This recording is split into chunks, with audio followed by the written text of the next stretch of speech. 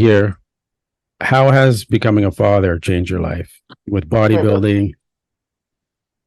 And I guess speaking of speaking of which, we got another special guest.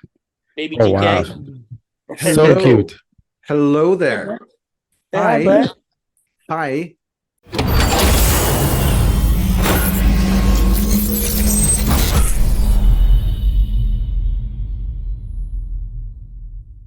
Hey guys, welcome back to another episode of Muscle Discord, and we have an extremely special guest joining us today. Two-time Mr. Olympia, Shaun Clarida.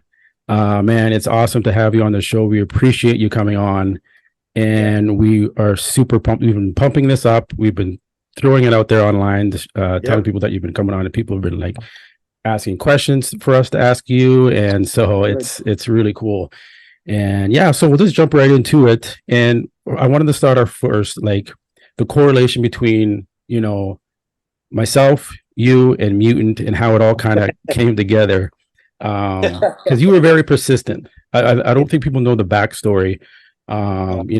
Shaun, he always came to the Mutant booth, even if he was with another supplement brand or whatnot. He would stop by, meet all the guys, and hang out. And he just always wanted to be a part of Team Mutant. He just felt that like that's where his home was at.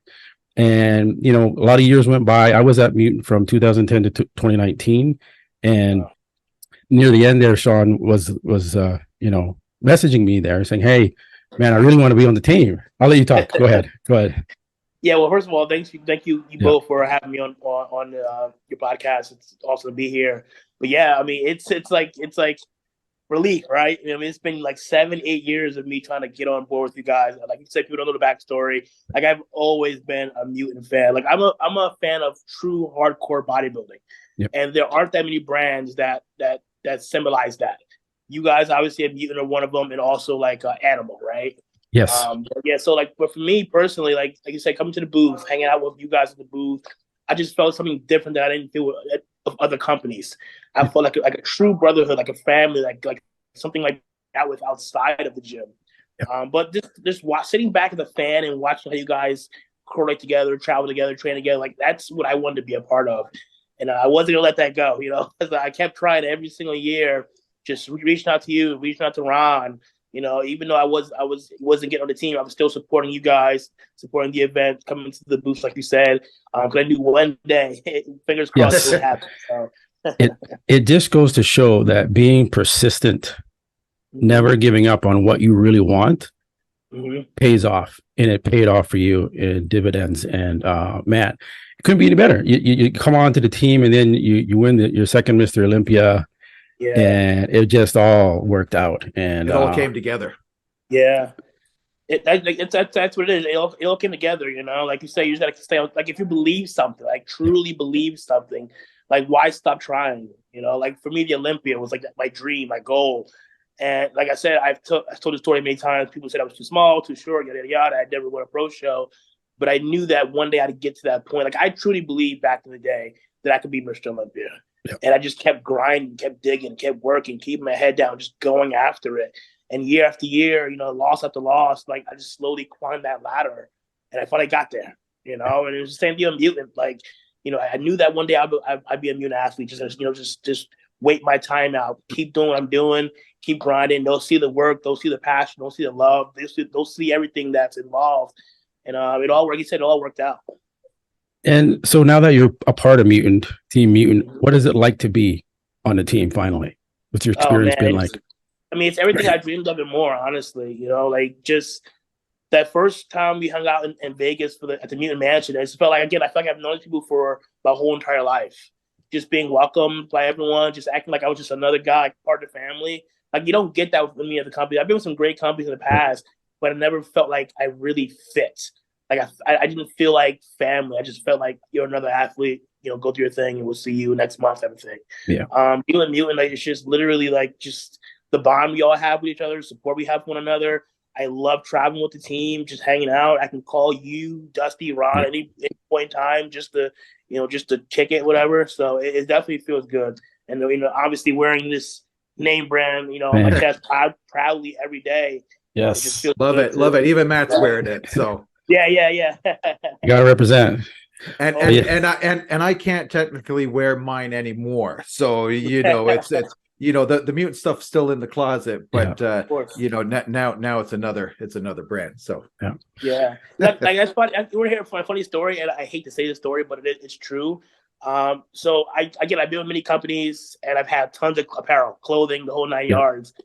Like when we started getting rid of a lot of things. So I got rid of a lot of old company products, Yep. shirts, the whole nine yards. But it always held on to my mutant gear. That's- Because I knew that 1,000%. one day it'd come, good use. Only thing is now downside, I don't fit anymore, but I still have it. Yeah, you Right, were wearing exactly. you were wearing mutant gear before you were even on mute. Like you were that dedicated to it, man. Yep.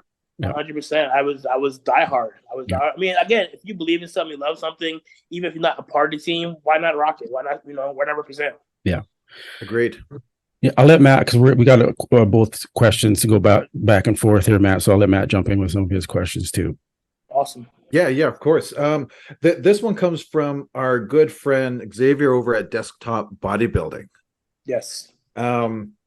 Remove yourself from the 212. Who do you see winning, or do you see any up and comers in the 212 that people aren't talking about? Yeah, honestly, I always give respect to every individual in that Olympia, just because I know this feels like to be that last place guy and no one thought could win. My first Olympia in 2015, I was literally dead last. I think I was like dead last. So no one really talked about me, right? So I have to take everyone serious. I'm taking myself out of the mix. I would have to say the next in line, because Kamal is decided to not come back to the 212. Mm-hmm. I gotta say Angel, Angel Calderon for sure, because again, this is a guy like me who's gotten better every year, climb that ladder, and is very hungry for that title. I know he is. Yeah. And to play second last year, the guy looked incredible. So you got to give respect to the runner-up, hands down. But again, there are a ton of great athletes. Ole is another phenomenal athlete. Ashkenadi, you can't count him out. He's an Arnold Classic champion. Yeah. Keon, the prodigy, Keon. up and coming. Yeah. What's your thought on Keon? What's your great athlete, great guy. I think the difference between him and I is just the muscle maturity. Yep. Him being in his 20s, me 40. Yep. It's just that's just going to take time. Will he get there? Absolutely. If he continues to grind and he wants to stay involved, but I just think it's a muscle maturity thing. He's got great shape, as far as the structure goes. He's got everything. It's just a density quality that just comes with time. Yep.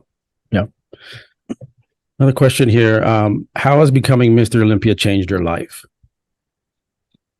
I mean, honestly, I wouldn't say anything different. And you just obviously get a little more respect when you come to certain places. You get to go to certain shows and events and you get stuff for free and everything. But for me, it was just like a motivation factor, honestly. Like, it's like once I grind. Like, I remember I won in 2020. I cried and I just told myself, finally, it happened. Yeah. And to have that feeling, it's something I never want to get rid of or never want to lose. So for me, it was motivation, knowing that I have that title here. It's like, I never want to lose the title. Obviously, I lost it a year later, but I got it back. Mm-hmm. So it's definitely as far as my life goes. I mean, you get meet new people. I travel a ton now for appearances. At all the booths, all the expos. It's pretty crazy that people come up to you in the gym, want to take a picture or shake your hand and things like that. So it's definitely an awesome feeling. Something I definitely don't take for granted. Awesome. Well, that kind of leads me into this year's Mr. Olympia and your plan of attack. Like, I know you're head down, get the work in, get it done, no plan B. So what's your plan of attack for this year's Mr. Olympia? Are we coming in bigger, or are we just going to maybe be around the same size, but come in maybe, like, what's the game plan? I know there's a goal each time. Well, the goal is to win no matter what. Yes. Yeah. I talked to the head judges last year after I'm not going to say the name. I don't want people to have any say anything about it, but I talked to some judges that really know a lot and obviously are judges for the Olympia. They told me everything was pretty much perfect. Don't change a thing. Yeah. But you know me, I always got to just keep getting better and better. Because I look at myself like, this could be a little bit better. I can have a little more thickness here, a little bit more of this. So with the year I had between the move, the baby, the Arnold, there was a lot going on. But honestly, it's been the best offseason I've had. I got up to my heaviest I've ever been with 215. Yep. This year, I mean, I'm just at, the one thing people don't realize, and I talked to Branch about this like a couple weeks ago, is like, people don't realize the new gear you get when you have a child. because I'm no longer doing this for me.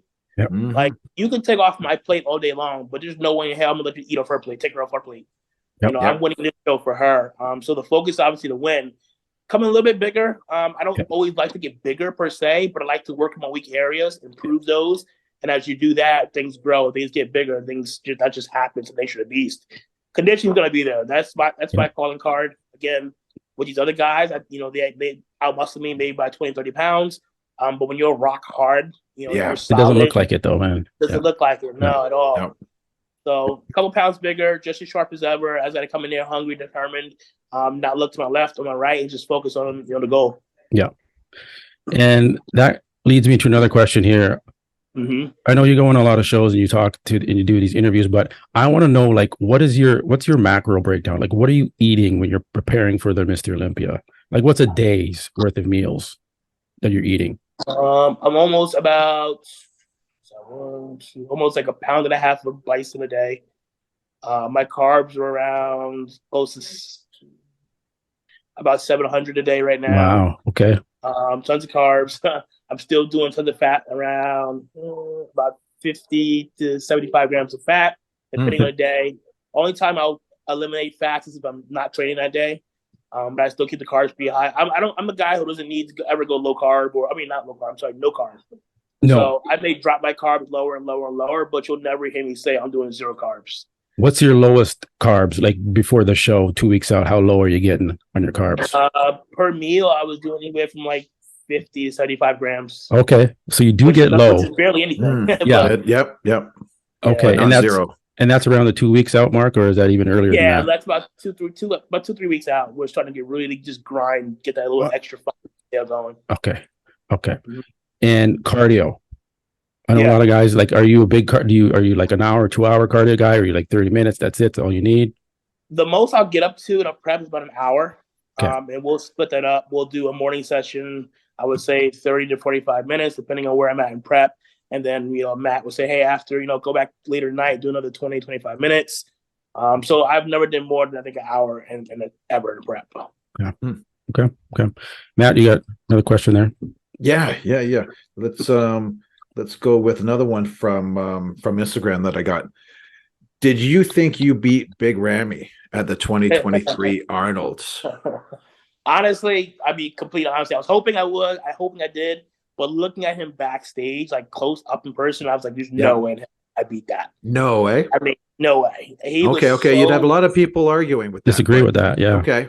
Yeah, no, you gotta really be there in person to see it. And obviously I'm the closest to him. He was so improved. Really? From the Olympia. It wasn't even funny. Like, everything just looked so much tighter, just fuller. The legs were great. I mean, even though they said legs were too big, yeah, I get it, but just everything just looks so damn good on him, man. And he's big. There's no way, Yeah. Conditioning, you could fight. I could maybe find a case for conditioning, matching, or being a little bit better. But at the end of the day, it's just still bodybuilding. Really? Yeah. Okay, fair enough. I do have another one. And it kind of goes back to the mutant thing, but does having a sponsor make a big difference in offsetting the costs as a pro bodybuilder? It definitely does help. So 2017 is when I really was able to make bodybuilding full time. Yeah. Before that, up until that time, I always had a full-time job. Even like my first Olympia, I still had a full-time job. Yeah. But it definitely helps. More so the money, but I think just the stress of not having to go 29 to 5. Yeah. Like, Matt, you work with the athletes, you know how this works. Like, so up until that point, I was doing well, winning shows, things like that. But once I really had that time to just focus on bodybuilding, like, that was it. I could train when I wanted to, be stress-free, not have to worry about anything. And that's when my body really escalated, really got better, because now I was delegating everything into the sport to be better. When you have a job, trust me, you can absolutely do it. I'm not trying to say you can't. Yeah. But when you don't have that stress on your back and having to clock in at 8 and clock out at 4, or it just makes life a little bit easier for sure. 100%. Nice. Yeah. So that kind of leads me to the next question. Yep. How many titles do you want to take? Like, are you planning on retiring anytime soon? What's the plan? No, of course not. I don't want him to retire. Trust me. But yeah. No, man. He's too young. Too young. Yeah, I look at guys like Dexter. Like, Dexter's always been a role model since the beginning. bodybuilding because he started like me as a bantamweight. When I look at his career, it's like I want to do what he did. I want to go, God willing, into my 50s. Healthy, Awesome. everything feels great. I have changed my training a lot because of my age. Okay. So I'm not doing it crazy. I don't deadlift off the floor. Okay. I don't do any barbell squatting. I know when to push and when to pull back. Mm-hmm. You got to realize, you got to know how things feel because not every day is going to be a great day. Your body may feel a little off today. Like, I didn't feel too good. I'm not going to ever push through just to be badass or look good on IG. My focus is on Olympia. This is why I wear the big clothing in the gym. I say, people, why don't you wear tank tops and all that stuff? Because I don't care. I'm not here to show off. I'm not here to impress anybody. This is what I'm comfortable in. I'm here to do a job. I'll shine on stage. That's what it matters. So as far as time-wise, I mean, God willing, I want to get as many titles as I possibly can. As long as I stay healthy, I stay focused, I stay hungry. And if that fire's still going, man, 50 years old, 60 years old, who knows? Yeah, that's the right answer to that question. Yeah. Man. Yeah, definitely. You definitely have the genetics to do it, and you have the work ethic to do it. And you don't look your age. You don't look, your physique doesn't look your age. So you definitely can go into near your 50s. You got Phil Kahar, who just won the Orlando 49. So 49. I mean, it's crazy what you can do out there with your physique. Like I said, the main thing is the fire, bro. If the fire's still there, man. If you don't love it, if you don't wake up every day loving what you're doing, you're done. Yeah. Right. Time to jump out, maybe. Yeah. Do you plan on doing any open shows after the Olympia? Absolutely. Oh, there you go. People. Breaking news right here. Yes. Yeah. People wonder why I did that show and what the reasoning behind it is because I lost the Olympia. It wasn't because of that. It honestly because I always said to myself, I wonder how I do in an open show. Yeah. And obviously doing that opened the door for other 212 guys to do it. Angel Calderon has done an open show. Yep. What's his name? Kamal has an open show. I'm glad that I was able to kind of kick that thing going, kickstart that a little bit because these guys can hang for sure. Yeah, no question. I mean, Kamal almost took out what was the Keem, I think it was, in Tampa last year. I had fun. I love to compete. Period. Yeah. I love to compete whether I'm Mr. Olympia or nobody. So I definitely plan on doing more open shows. I think they did already ask me about the Arnold coming up next year. I honestly I like to take one show at a time. Yeah. I don't want to say yes, no right now. But it's not out of the question. What's that? It's not out of the question. Yeah. No, but you think about it later. Yeah. Right now, I want to focus on Olympia. Getting title number 3. And if my family's okay, if I'm healthy and everything feels good, for sure, we'll look at doing the Arnold again, possibly. Awesome. Big question here. How has becoming a father changed your life with bodybuilding? Speaking of which, we got another special guest. Baby GK. Wow. So cute. Hello there. Hi. I see you. GK. I see you. Oh my goodness. Wow. Oh my goodness. So cute. Magic. Yeah, she has truly changed my life for the better, man. Yeah. I get emotional. It changes your routine. It changes everything. Yeah, it changes your outlook. It changes your demeanor. Everything. Everything. Motivation. Yeah, motivation for sure. I get up every morning. I get to look at her before I go to the gym, and there are days that some days I don't even go to the gym because I just want to hang out with her for the day. Whatever. That's it, man. That's it. She's growing by the day. I always said we have this little human being that's depending on us. Yes. Depending on us to be educators, providers, the whole 9 yards, and so obviously being a full-time bodybuilder or a professional bodybuilder, that's my goal.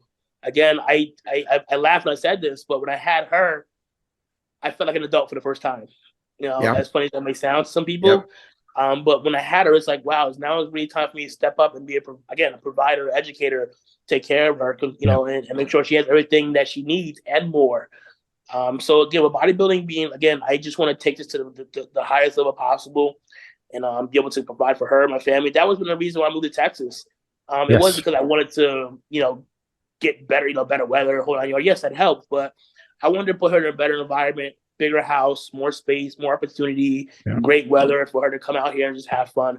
Back in Jersey, man, we lived in a two-bedroom townhouse. Yeah, it was too small for her to just grow up in. We wanted her to have a kind of.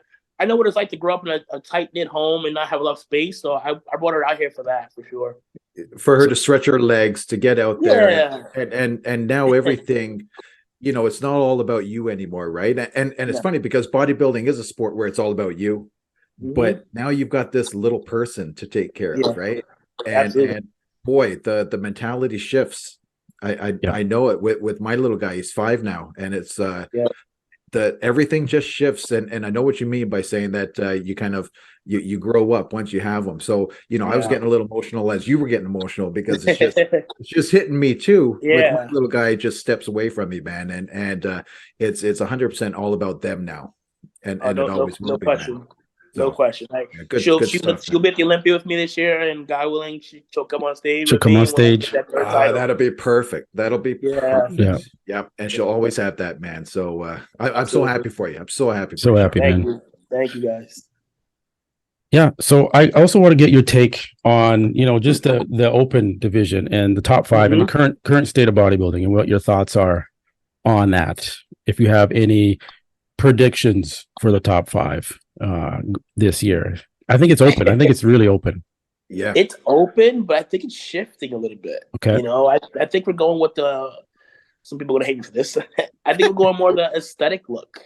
We kind of feel it. The big Andrew, even Derek. These guys had the small waist, the wide, clavicles, the lats, the whole 9 yards. But you still can't count out the freaks. It's still bodybuilding. I don't have the prettiest physique like a Keon. I can beat these guys on just sheer mass and just freakiness like Nick Walker does. Yes. It's definitely open, man. I mean, but I definitely see, Samson being in the mix, no question. Derek, obviously. Nick will be in that mix. Hottie for sure. That's my top 4, give or take. I'm leaving anybody out. I feel bad, but it's just, I don't know. You got is Brandon Curry he's been quiet. I was thinking about that last night. I don't know if Brandon is what's he doing? I don't know if he's back in Kuwait or what's going on. I don't know, man. He's been really quiet. He's been super radio silent, man. So I don't know. I was literally thinking about that last night. Did Brandon go back to Kuwait? I haven't heard. Yeah. Yeah. Maybe that's what he's doing. He's looking at, I'm not going online, man. I'm just focused. I'm just going to come in and shock the world or something like that. So maybe Dorian style. Nothing wrong with that at all. Dorian Yates style, exactly. Yeah. Matt, any more questions on your end from the viewers? Yeah, I've got 2. I've got 2 more questions. Let's do it. Yeah. Who are the 3 people who have been most influential in your life? Good question. My mother, obviously. That's one.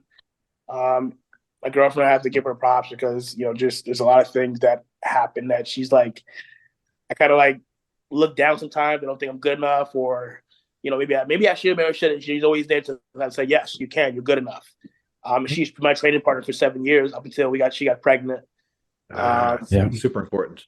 Yeah, for sure. Yeah. And I've got some really close friends. My little brother Michael Charles. But there's a guy, Clarence McGill. He's a professional natural bodybuilder, one of the best ever. I have to give him his props and his kudos because he was the guy that I met in 2006. He actually the one that gave me the name Giant Killer. He has literally, no way. Yeah. He has literally been like family to me since that day. He's always called me before shows, after shows. He was literally the first person I talked to after the Arnold class at like 4 a.m. Nice. He's always been in my corner, just rooting and cheering me on. So just a constant in your life and your professional life and personal life. He's that guy I can go to if I have a question about something. He's always worried to make sure I'm healthy. He's like, good, if you're good, you need anything, let us know. So the Clarence for sure has been like his family to me for sure. Yeah. I love that. And then last one. What is one myth about our industry that you'd like to debunk? Oh man, that's a good one. Yeah, I think obviously with the PEDs and things like that, we get a bad rap. I swear, I wish I would love to have seen our sport, make it to TV like the NBA, the NFL, things like that. Get it to that level to where we're making those big paychecks, contracts, things like that. But unfortunately, we're getting a bad rap because of the PEDs, and I don't think people realize like not everyone goes to that extreme. You know, and not everyone goes to that extreme. At the same time, who's to say other sports aren't doing the same thing? Yeah. Oh, and we know they are, Shaun. We know they are. That's what's killing me. That's what's Yeah. killing me. Like, Yep. why is it that they can get, you know, the pedestal, high pedestal, but when you look at bodybuilders, we're like, ugh, no one cares. Well, because there's too much money there and too many people relying on that being propped up, right? So that's why it's, you know, they turn a blind eye to it. I think it's also what draws the crowd. So is it going to be people standing on stage posing, or is it going to be people in a UFC cage trying to kill each other? What's going to draw the crowd, and what's going to pay the bill? Like, right. So that's kind of, I think why. Hey, I could see it. I could see bodybuilding drawing that, right? I mean, if it's marketed right and it's marketed right, that you're right. If you get the right people behind it, put the Olympia on TV. Why not? There's going to be people who want to watch it. Absolutely. It used to be American Muscle. American on TV, Muscle TV, TSN. I remember it. it. Yeah. I was out. Yeah, funny you brought that up, because I was literally in my garage. I was doing my workout my house here the other day, and I was sitting thinking to myself, like, us bodybuilders, we need to. I'm getting kind of tired of seeing us bash each other and talk crap about each other. Yes, this is a competitive sport. Yes, you all want to win, but to go to the extreme where we're bashing our fellow competitors, talking crap about them, saying they look like this or look like that. Like, do these people not realize that we're getting a bad enough rap from the outsiders? True. We don't need that from each other. We don't need the infighting. Yeah. We want to. We want to win. We want to beat each other up. Absolutely, I get it. Totally. Trust me. I know that it's a competitive sport, but for me to go publicly and say this person looks like shit or this, like, that needs to stop. Yeah. I'm sorry. Some people may disagree. That's totally fine. But that's where I look at it like, come on, guys, we're getting a bad enough rap from the outsiders. We're a very small percentage of the world can do what we do. Yeah. We need to be supporting one another, bigging one another up, but not beating each other up, calling names, saying look like this, look like that. That's one thing I try to put out there, because I was like, how do I get this message out there? So I'm glad I'm able to get on here and do that with you guys. Because it's just something that kind of like eats me up. But you'll ever hear me say, oh, that guy looks like shit, I'm gonna smoke. Like, that doesn't make sense. We've never heard it come out of your mouth. And you're right, because it does leave a bad taste in people's mouth, especially the outsiders that see it, right? It doesn't give us a good... That's why probably we're not, on the same level as the NBA or NFL, because it's bad enough that we're looked at differently because of the way we look, maybe because of the things we take. Now we're beating each other up. It makes no sense. Yep. Agreed. Agreed. I wanted to mention too, your coach, Matt Jensen, was another obviously a huge factor. So we'll just let you talk about him about. I wanted to put that in there too. I wanted to put Matt in here, but I just kind of too many Matts. We've been together since like about 8 years. 8 years. 8 years. Okay. Yeah, I mean, I remember reaching out to Matt. He and I had started talking about getting together with, with Dallas Carver. God rest in peace. And so he and I, obviously, we went back and forth a little bit. And I decided to work with him, my nutrition and things like that. And then obviously Dallas had passed, and I kind of reached out to him. I think we got closer after that, because I called him, and I told him, like, because I knew, my personal opinion, Dallas is going to be Mr. Olympia one day, period. Yeah. He was that good. Agreed. And then when he passed, I called Matt and I made a promise, like, I'll be your first Olympia champion. Because people don't realize Matt is, in my opinion, one of the top 3 best coaches in the world. But people don't give him that credit, which annoys me. But he's one of the guys that doesn't say much. He kind of lets his work speak for him, and we all speak for him, right? Yeah. So no, we've been together almost 8 years now, just rocking and rolling, getting better every year. He took me on when I wasn't even, winning big shows or anything, but he just believed in me, and I believed in him. And we put together an amazing game plan every year for every show. We got better every year. We both believed that I could win the Olympia. And we put it together, and we got 2 wins so far. And we already started prep for this year's Olympia. He said he has his hands full. Matt has a lot of clients going to Olympia. He's got 4 or 5 right now. But you wouldn't realize that, because when we get to Olympia, he delegates time for each and every person. So you never feel like I'm getting shortchanged ever. Yeah, that's great. He's a great, again, when you have a great coach and he's got the formula down packed, why change it? Don't mess with it. If it ain't broke, don't fix it. Yeah, literally. So I have to give credit to Matt, for just believing in me, being an awesome coach, and just, rock and roll with me since day one. Awesome. That's awesome. Matt, if do you have any other questions there? If not, I'll jump into the next part here. No. Let's let's rock Quick it. question, just thought of now. Like, are you doing any guest appearances? Or are you done? You're locked down, training. You're not going anywhere. Someone had reached out to me about doing an appearance at a gym here in Texas. Okay. Which is it's only a quick flight for me. But out there right now, I don't think I have anything planned, and I like to stop traveling like within 10 weeks. Yeah. Okay. Yeah. All right. Well, we'll finish off here with our fast five. There's fast 5 words that we say, and then you have a 1-word response to it, which comes to first word that pops in your mind when I say the word. All right. Okay. So first one is Amaya. Baby GK, my princess. That's my world, man. My world. Awesome. Okay. Next is Mutant Family. Okay. Gasp.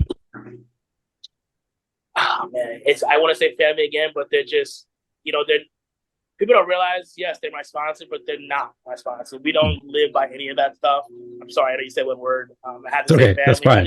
No, expand. I would truly say loyalty, man. Like these guys just believed in me. That's an excellent word for gasp. Yep. Yeah, loyalty for sure. Loyalty. Yeah. Training. Intense. Good one. Every day. Yeah. Ronnie Coleman. Oh, the GOAT. The GOAT. The best. The King Coleman. Yeah. King Coleman, Gotta love Ronnie. Gotta love it.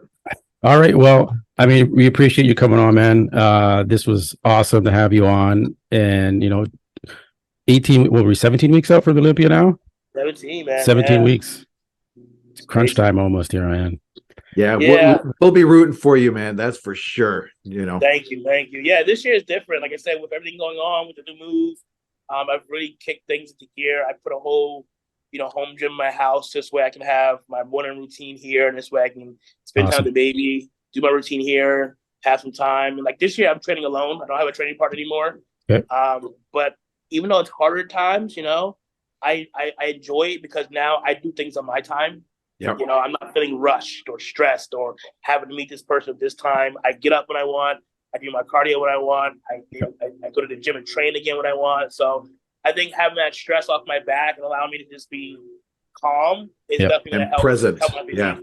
Yeah. Where in Texas are you exactly? We're right there, McKinney. So we're right next to Allen, Texas. Okay. Yeah.